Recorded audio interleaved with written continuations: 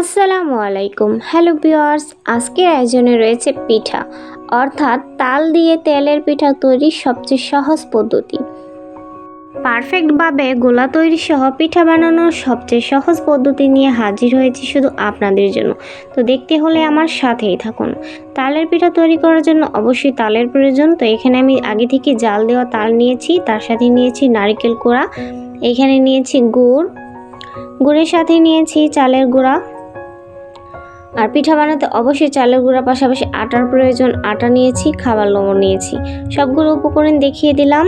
এখন যেই হাঁড়িতে পিঠার গোলাটা তৈরি করব সেই হাঁড়িতেই 1 কেজি গুড় নিয়েছি। তারপর নিয়েছিলাম আটার পাশাপাশি নিয়ে নিচ্ছি চালের গুঁড়া। এখন নিয়ে নিলাম নারকেল কোড়ার পাশাপাশি নিয়ে নিচ্ছি স্বাদ মতন লবণ। আর যেহেতু তাল দিয়ে তেলের পিঠা তৈরি করব, তাই এখানে আমি পরিমাণ মতন তাল দিয়ে নিচ্ছি।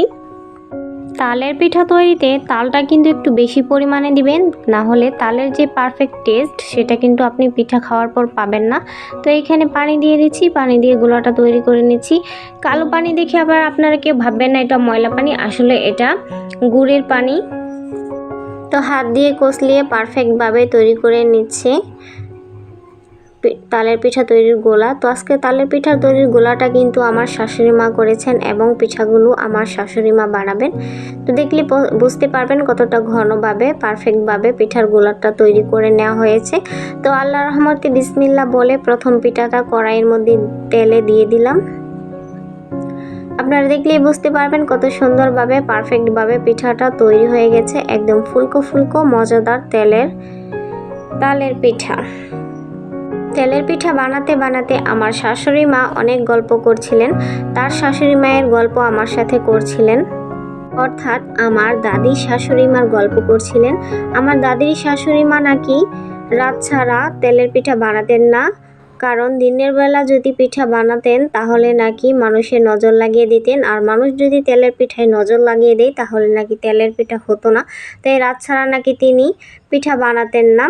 তো আরও অনেক গল্প করতেছিলেন। তো গল্প করতে করতে আমার পিঠা বানানো কিন্তু প্রায় হয়ে যাচ্ছে। তো আমার পিঠা বানানো আপনাদের কাছে কেমন লেগেছে অবশ্যই কমেন্ট করে জানাবেন। তার সাথে আপনারাও তৈরি করে ফেলুন মজাদার এই তেলের পিঠা। এখন যেহেতু তালের সিজন রয়েছে, তাই সময় নষ্ট না করে জলদি বানিয়ে ফেলুন মজাদার তেলের পিঠা।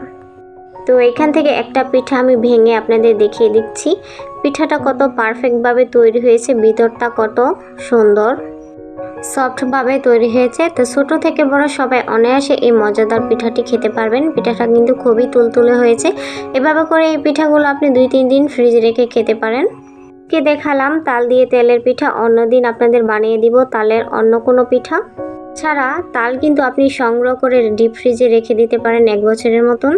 আজকে এই পর্যন্তই। সব অনেক বেশি ভালো থাকবেন। আল্লাহ হাফেজ।